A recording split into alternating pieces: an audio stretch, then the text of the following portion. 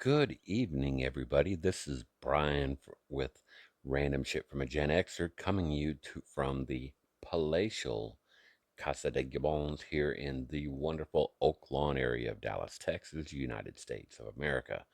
And we want to thank you for being here. Remember to like and subscribe and leave a comment at the end if you wish.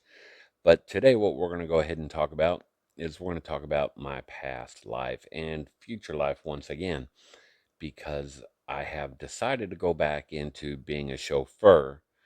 I'm not leaving my current employer, so don't get me wrong. Love my boss, who will remain nameless, but love him to death. I just have a lot of free time during the weekends now. So I've decided to go ahead and instead of just sitting on my butt watching old Humphrey Bogart movies like I have all day today, well, most of the day today, I did have to take him to dinner. But, anyways, I digress. And sorry if you heard that burp. It's just me. I just had, part of my Coke Zero. Remember Coke Zero? If you're out there and you want to sponsor somebody, you can sponsor me. So, from 2017 until 2022, I drove for a car service here in Dallas, Fort Worth, and they're probably the premier people for talent. And when I say talent, I mean musical groups to go ahead and use here in the Dallas, Fort Worth, and surrounding areas. Uh, I have driven basically everybody. And when I mean everybody, I'm just going to go through the list and then I'm going to go back and I'm going to tell stories about different ones that I've driven that I had a lot of fun with. I may say a little bit of snippets about some of these while I'm going through, but most of them I'm just going to say their names. Like, I drove the Imagine Dragons, I drove Earth, Wind, and Fire, the Doobie Brothers, Sammy Hagar. He was in town pushing another drink for his tequila line. Uh, Pink, I drove. Eric Clapton, I've driven, and I'll get back to him later. Juice World, I drove him to Mark Cuban's wife's birthday party. Uh, Also, I've driven Paul McCartney, who I'll get back to. The Eagles, who I'll get back to. Sting, who I won't get back to, but he was a great guy, really nice guy. Love all of his music. It really was a pleasure meeting him, as it was with Phil Collins. And I never realized the shape that Phil Collins was in by the time that I got to meet him. It was so sad. And love that man to death. Love his music. Some of his music was my youth. And when I say that, I heard him for the first time with what we've all heard for the first time together. It's the iconic In the Air Tonight. And that song, I think I heard when I was like a freshman or a sophomore in high school. And it was one of the ones that you would play on repeat on your cassette player while you were driving through Sonic on a Friday and Saturday night. I don't know what y'all did, but that's what we did on Friday and Saturday nights when we were in high school is we went and we cruised the Sonic. We went from Sonic in Temple, Texas. We went from the Sonic all the way down to the Safeway at that time, and then turned around and went back and rode through the Sonic. And it was something to do, and it was hilarious. I remember I had like an 11 or 12 o'clock curfew, and I don't remember making it too many times. But Phil Collins, I love to death. Sweetest man you could ever meet. John Mayer, I drove, or Meyer. He drove him, and along with other guys from the Grateful Dead, because that was pretty cool. Uh, the Beach Boys, I've driven. Luis Miguel. Now that was a fun one because in the SUV, we had to black out all of the windows. And then we put a curtain rod up with or a shower rod up with curtains so that nobody could go ahead and see in. Also drove Anthony Kiedis, which was really cool. One of the things that you learn as a chauffeur when you're driving people like this is that you have to go ahead and, or basically, you follow a rule. And the rule is you don't speak unless you're spoken to. Well, I picked him up and I did the rule. You do the hi, how you doing? Hope you're having a good day, that kind of thing. But then you shut up unless I talk to you. I was driving Anthony Kiedis, and he's from the Red Hot Chili Peppers. If you don't know, he's their front man, their lead singer. And what he went ahead and did, we get about 4 miles out of the airport, and he's like, Brian, you can go ahead and speak to me. It's all right.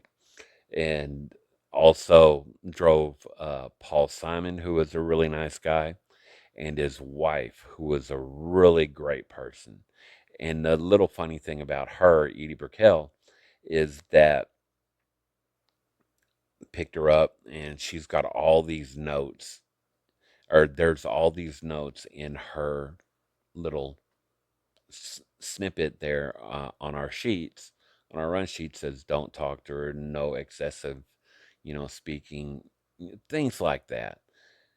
She gets into the vehicle and the first thing she starts doing, hey, how you doing? You're Brian? I read that your name is Brian. Is that right? Well, I'm Edie. It's so nice to meet you. How you been? And oh my God, it was just hilarious. And she is just the sweetest lady that you could ever meet. And they are just the cutest little couple. Drove them a bunch of times. And I hope to see her again when I go ahead and come back here in a couple of weeks. Also, I've driven Jimmy Buffett. If I'd already said that, I'm sorry. Michael Bolton was a funny one because he came in on a pseudonym. And basically, what happened was I wasn't waiting for him in the concourse or anything like that. Or not in the concourse, excuse me, by luggage claim. I was waiting in a vehicle, and somebody from American Airlines brought him out to me, and he got in the vehicle. We talked the whole way back down to where I was taking him to, and he went ahead and got out of the vehicle. Got out, didn't say anything other than, thank you, have a nice day, yada, yada, yada. Never knew who it was. Next morning, I go back to pick up somebody else, and I see the valets there at the hotel that he was at. And I asked, I said, hey, that guy that I drove last night, who was that? And they're like, oh, that's Michael Bolton. I'm like, no, you got to be kidding. That did not look like Michael Bolton because he doesn't have that big old huge set of hair anymore. And, it didn't, I know his singing voice. I don't know his speaking voice. So I had no idea who it was. But that was pretty fun. Jimmy Buffett, who I brought up, probably this is the third time already, was a really neat and fun guy. And I had to drive, believe it or not. I've driven him in here in Dallas a couple of times. Once over to the museum or to the Fort Worth Zoo. Drove him somewhere else another time for a concert, and they asked for me specifically to go all the way out to Midland to pick him up from his plane, drive him 5 minutes up the road to this little like convention center thing that they had, a convention center or a little arena that they had that he went ahead and he played in, and then drive him back the 5 minutes back to his plane. So I drove 10 hours altogether there and back on the clock,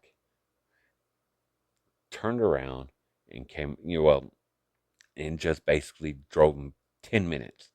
But great guy, love to do it. I'm gonna miss him. Uh, Also drove Metallica, and I drove Jeff Beck along with, and I'll get more into this into the next episode because I have it more um, under the entertainers, uh, but Johnny Depp as well. But what they were doing is they were getting ready. They were playing a couple of little small concerts to get used to each other for Jeff Beck's song "Superstition," and Johnny Depp was playing on that, and they were going to Crossroads with Eric Clapton.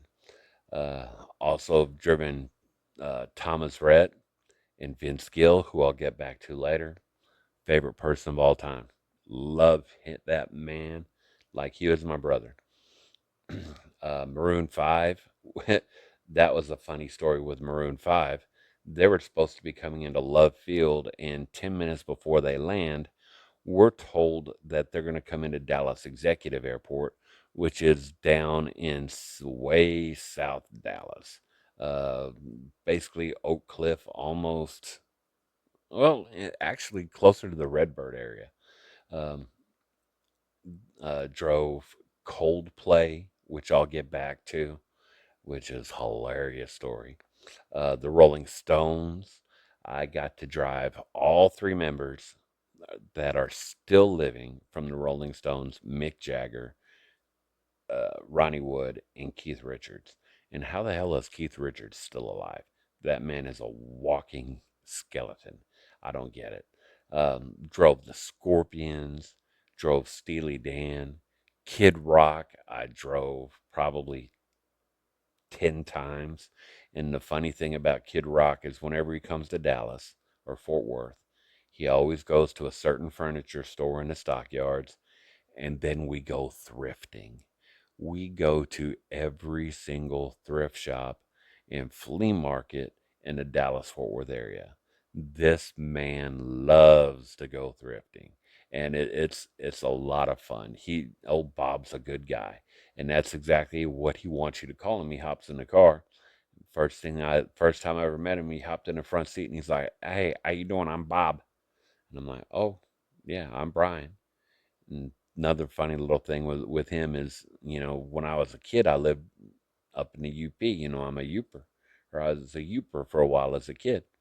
And oh my gosh, where in the UP? I'm like, Iron Mountain. He's like, oh my God, I'm gonna be playing there for this, or I've played there for that, which is really kind of funny because this is Kid Rock and he's going to a city that combined area I think is about 12 to 13,000 people, and you can fit all that many people into the American Airlines Center right down here. That's how big the town is. So it's a little itty bitty town. Miranda Lambert, loved her. She was a sweetheart. She really truly was. Rick Springfield, who was a favorite of mine for a time back in the 80s, he had a some pretty good music there for a little while. Uh, Journey, I've driven every single member of Journey countless times. Neil Sean, Arnell, whatever drummer. I can never remember how many drummers they've been through. Greg Raleigh. Uh, I really liked, oh gosh, his name is escaping me now. But one fun thing that I had with Journey was that over, we had brought them over to Southside Ballroom, and they were doing like a benefit concert over there. And I remember the guy that I was driving, I can't remember his name. He's got red hair, and his name is escaping me right now. But he's been with them forever. He used to be a part of the Babies way back when with John Waite. So I cannot remember his name though. But him and his wife are really sweet people. I drove them multiple times. But anyways, um, we're over there at Southside Ballroom, and they're talking on the way over. He and his wife are talking on the way over. He's like, I think George is going to show up tonight. Yeah, I really have that feeling. Next thing you know, I'm sitting there. They're doing their thing inside. Here comes three Suburbans. Two guys pop out of the front one. Two guys pop out of the back one. They kind of look around here and there. In the middle one, all of a sudden in the back seat, you see the door open. There's George W. Bush, and I'm standing outside the car. Oh, hey, Mr. President, how you doing? Well, he's back. Hi, how are you? In his voice, of course. I can't do impersonations at all. But that was a lot of fun. Catherine McPhee, who's married to, uh, oh my gosh, and I can't even remember his name, David Foster, who's written more Grammy songs and had more Grammy people, or not written, but produced. Oh my God, he's produced everybody. You can go ahead and look him up. But they're married, and I got to drive them and their little baby, and they were real sweet.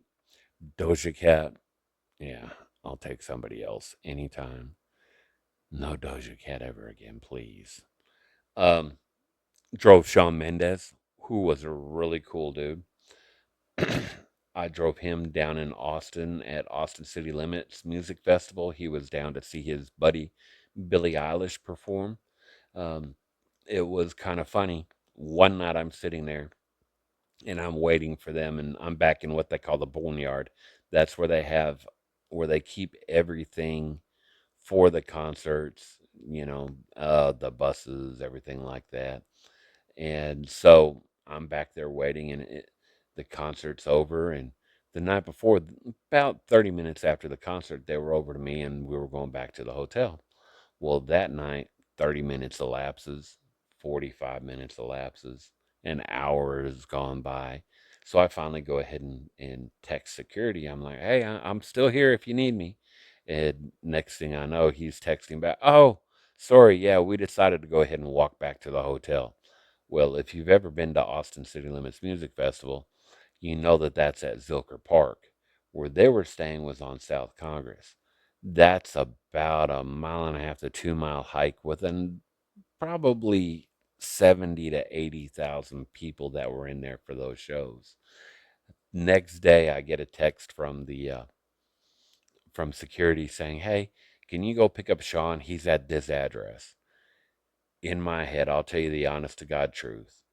I'm like, oh my God, this guy has done found some girl and he went back to her house with her. And then I got to pick him up.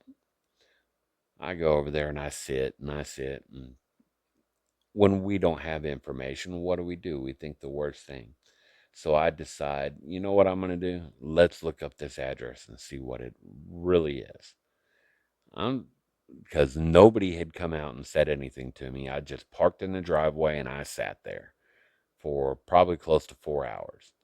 Well, after about an hour of sitting there and not knowing what's going on, I decided, I'm going to go ahead and look up this address. Like I said, I looked it up and I found out it's a recording studio. So the guy's inside laying tracks. He's not doing anything nefarious at all or having fun with anybody like that. Well, he might have been having fun making music, but he wasn't. Anyways, so that's my Shawn Mendes story. Um, Celine Dion, I love her to death. She is completely and would go ahead and agree with me 100% when I say she is one cool broad. And she really, really is. Great person, really nice. Uh, Roger Daltrey and Pete Townsend from The Who, I think I brought them up earlier, had to go over to the airport and pick them up because halfway through the concert down in Houston, Roger Daltrey, all of a sudden, he loses his voice. So next thing you know, they were coming back up. One of my favorite people, again, I drove Nathan East. Y'all are saying Nathan East. Who is Nathan East? Nathan East is basically the bassist that has played with everybody from Phil Collins to Earth, Wind, and Fire to Eric Clapton. He's played for everybody. Great guy. One of the nicest people you'll ever meet. Tim McGraw. Drove Tim McGraw a couple of times. Drove Billy Joel. Also drove a little Big Town. There's just so many, that I've driven, and that's a pretty good list of them right there. And then I've also driven one of my favorite people as well is Paul McCartney's uh, touring manager, Barry Marshall. He heads up this company named after him by the name of Marshall Arts. Drove him when I was down in Austin taking care of Mr. McCartney. I got to drive Mr. Marshall the most though. And he was really a great guy. Loved him, loved his wife, took them for barbecue. Really great people. And then also another really great executive that I drove was this girl by the name of Leslie Cohey, who is she's a touring executive now, but she used to be with Kenny Chesney, who I got to go to one of his concerts, over there at AT&T Stadium. Um, One of the cool things that we got to do with all of these concerts, except for the Eagles, because the security for the Eagles wanted us to go ahead and sit in our vehicles the whole time in case something happened. We're in the vehicle ready to go in a second's notice. So that was that. But anyways, so that's all the people that I've driven. Now, I'm going to go ahead and I'm going to give a couple of stories real quick because we're already up to about 20 minutes. Um, I'm going to start off with Vince Gill because I love that man to death. I would drive that man anywhere around the United States.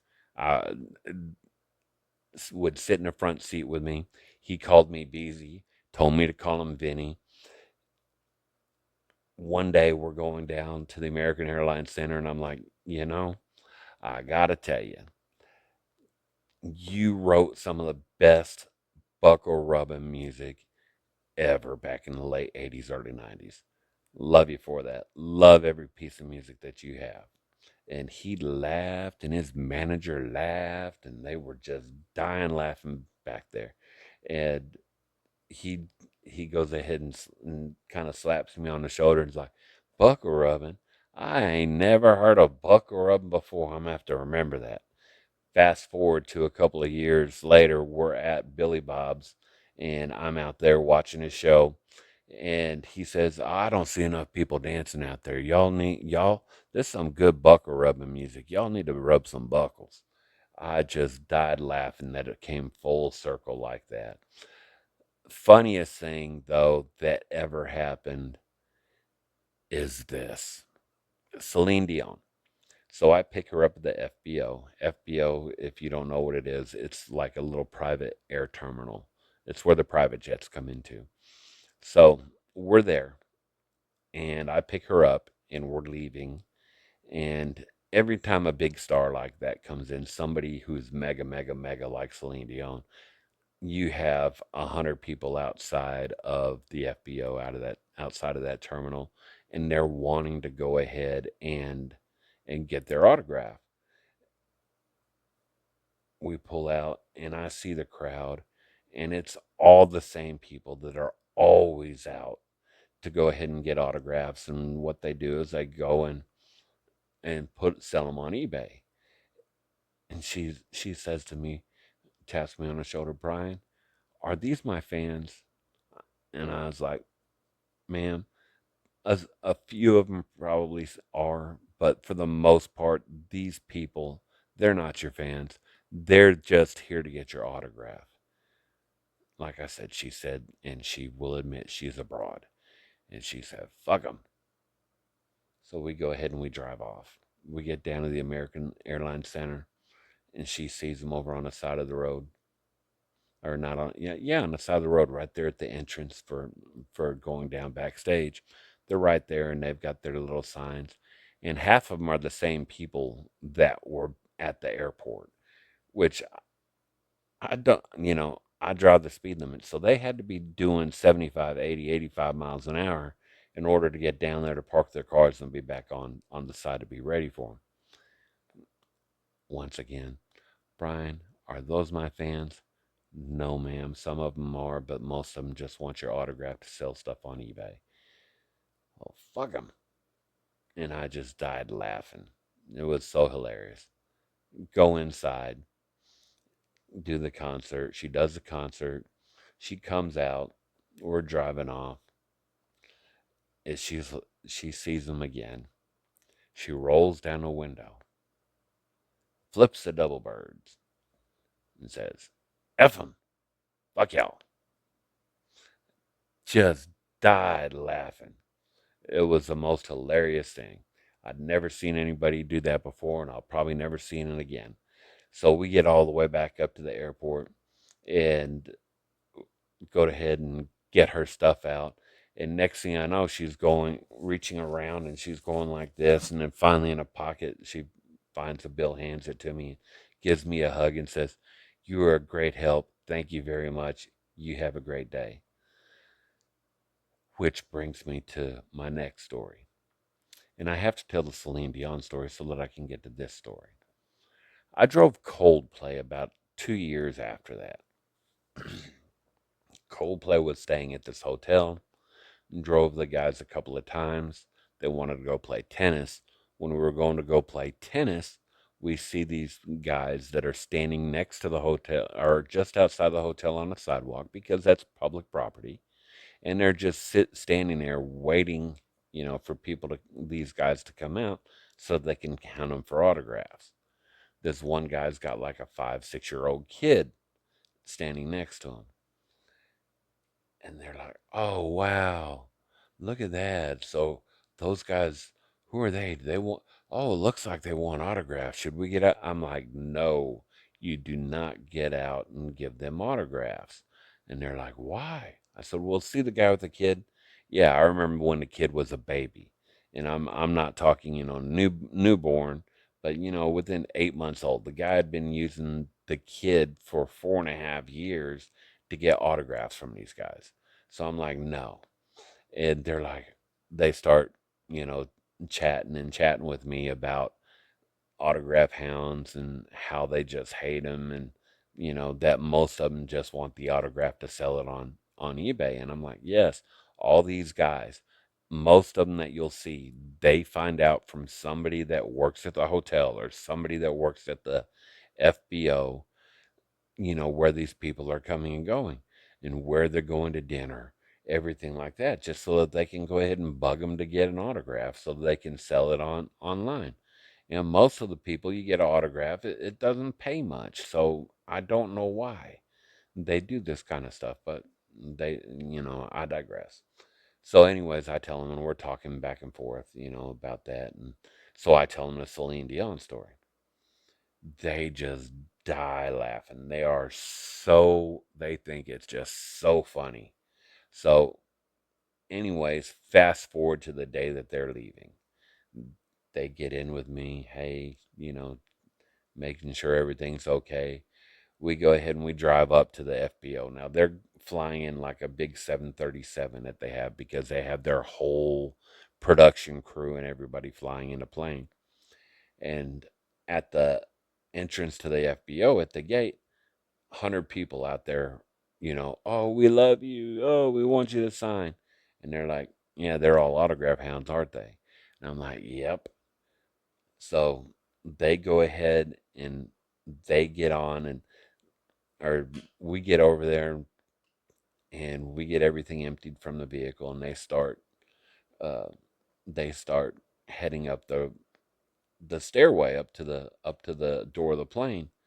And you can hear the people. They're all up against the fence. "Oh, come here, sign this for me." And three of the guys do the most hilarious thing. All at once, they turn around, flip double birds, and say, "F you from Celine Dion," and turn around and walk into the plane. And that was the most hilarious thing that I had seen in my life. And I will take that with me to the grave. And it was a great time. Everybody I've had fun with. Like I said, most of the time we could go ahead and we could sit, behind, backstage and listen to everything. And I'm sorry, once again, Coke Zero, you're saving me for a second here. And I've got one last story real quick before we go. That was my favorite funny moment. My favorite moment overall, though, other than getting to sit with two of the guys that really played the music that I listened to during my form, actually, three of the guys, being able to see three of the guys that really shaped the music that I listened to, and everything way back in the day. Um, Vince Gill, Phil Collins, and Sting, which you can't get much better. But the thing that I will remember the most is that I was driving Eric Clapton and his band for 2 weeks. They were rehearsing to go ahead before they started their tour here in the States. And we were bringing him to a studio over in Dallas. And they let us go ahead and eat lunch with them every day. Now, they would eat first and then whatever was left over. And when I say leftover, I don't mean like we ate off the plates that they ate on. If there were leftover sandwiches and stuff like that, we could go and eat, which was pretty cool. So, anyway, one day they came out, knocked on my window, and they're like, "Hey, Brian, it's lunch. Go ahead and go on in." So I tried to go ahead and get my friend awake and tapped on his window about 4 or 5 times. He was dead asleep. So I went inside. Inside, it's just me, the band. I think it was like 6 people in a band at the time. And then 2 people on a board. And then just somebody that was there to go ahead and help. So we're talking probably 10 people. I sit down and I'm about to take a bite of my sandwich. And all of a sudden, I hear the introduction to Tears in Heaven. And I just put the sandwich down, look up, and my mouth is aghast just like this. And he played Tears in Heaven. And every hair on my body stood straight up. It was the most magical thing that I've ever been witness to, because you could hear and you could feel the emotion. What is it? 85, so 35 years later, after his son died, it was really something else. And on that note, I want to thank y'all for watching this, for being here for me. And remember to like and subscribe and leave a comment if you want to. And if you have any questions about any of these artists that I've talked about, that I've met, go ahead and ask me. I'll go ahead and answer your questions. I've got time. So, y'all have a great night. Thanks for watching.